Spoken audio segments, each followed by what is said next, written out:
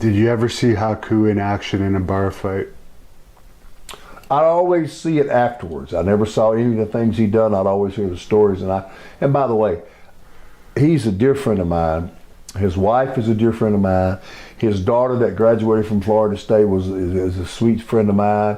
Her husband Rodney, I know a lot of the families and a lot of the connections. But Haku is just as sweet a guy. And I remember when he first came in here, he was we just connected.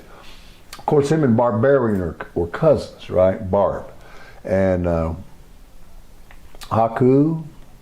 And like many of those island guys, they can be alone. He didn't really want to be. They can go in where they want to because they can handle themselves, most of them. And he's one of those guys too. But sweet guys, family guys, but they got that little. But Haku never did. I never had no problems with him. We used to have great matches. It was Hacksaw Jim Duggan and I versus Haku and Andre the Giant. Oh, what funny matches! And Andre would start laughing. I remember one time, Haku tried in Glens Falls, New York. That's where Jim's from.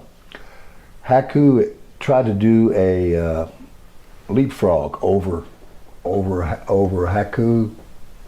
Haku tried to do it over Duggan, and he got hung up on his butt, and they fell. And Andre's in one corner laughing his ass off, and I'm in my corner like, it's funny. It's the most funny thing. And then these two are laughing. So and the fans are laughing. So it was like, yeah. But Haku's a good friend of mine. I don't see him enough, and I know I think he lives down in Florida, and I think about him and his wife all the time. But he's a good guy. To me, I never saw him in action. I'd always hear about it later, and I could see that. Because he trained in a couple of those sumo schools in Japan when he was a kid, and they were going to make him a sumo wrestler. But somewhere in the interim of that, he become a pro wrestler.